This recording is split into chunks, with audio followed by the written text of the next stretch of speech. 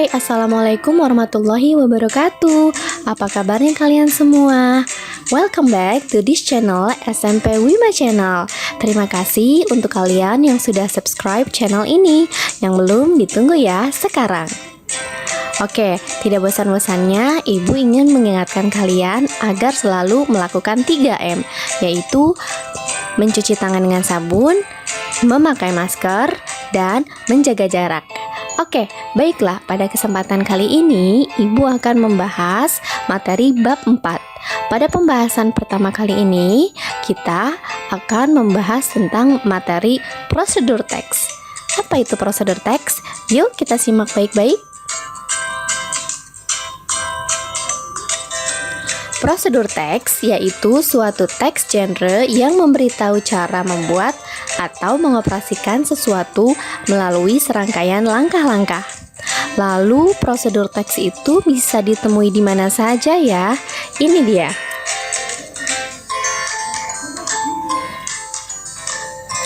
Kinds of procedure text. Macam-macam teks prosedur. Yang pertama ada food recipe atau resep makanan. Yang kedua ada drink recipe, yaitu resep minuman. Yang ketiga ada manual instruction, yaitu petunjuk manual. Biasanya kalian temui ini di buku-buku petunjuk ketika kalian mengoperasikan sesuatu. Misalnya ingin mengoperasikan komputer atau handphone, membuat video, dan sebagainya.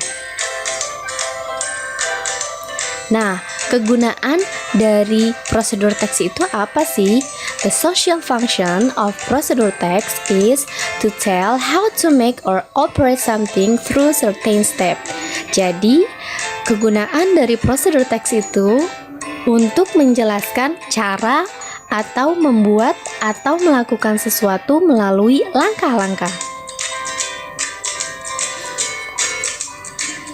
Nah, di dalam prosedur teks itu sendiri ada generic structure-nya, ada struktur-strukturnya. Untuk prosedur teks ada 3 generic structure. Yang pertama adalah aim atau goal.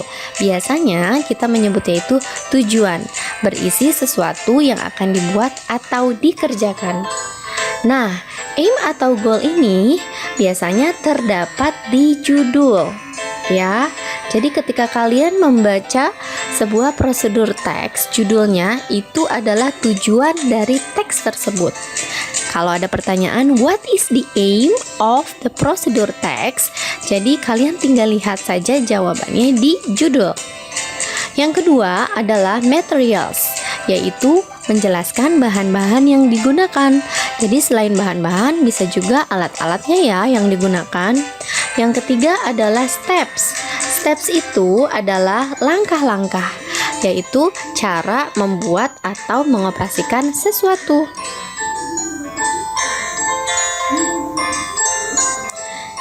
Berikut ini Ibu tampilkan salah satu contoh sederhana prosedur teks. Judulnya adalah How to Make a Cup of Coffee. Ya, artinya adalah cara membuat secangkir kopi. Di sini dijelaskan, you will need a spoonful of sugar, a cup, a teaspoon of coffee, and some water. Nah, kalian bisa artikan di sini, kamu membutuhkan 1 buah sendok, 1 sendok makan gula, sebuah cangkir, 1 sendok teh kopi, dan air. Kemudian di bawahnya kalian bisa lihat ada kata-kata first, boil some water in the kettle. Ya, didihkan air. Then put teaspoon dan sebagainya sampai ke finally. Ya, itu merupakan langkah-langkahnya. Jadi ada 3 tahapan di sini. Untuk judul, jika ditanyakan di aim, berarti jawabannya adalah judul. Jadi how to make a cup of coffee adalah di aim or goal, tujuan dari prosedur teks itu sendiri. Di sini karena yang dibutuhkan ada beberapa benda dan bahan, maka masuknya ke materials atau bahan-bahan. Terakhir adalah steps. Steps itu langkah-langkah. Bisa beberapa cara ya, tergantung pengoperasiannya. Nah, Untuk kesimpulan biasanya ada di akhir ya. Nih, di akhir kata atau di akhir teks tersebut. Gitu. Oke. Nah, sekarang Ibu ingin kalian membuat sebuah prosedur teks yang sudah disediakan di sini. Ya, prosedur teks yang harus kalian buat adalah how to make a jam sandwich. Artinya adalah cara membuat sandwich selai. Di sini sudah ada what you need, sudah ada gambar roti, pisau roti, selai, dan butter.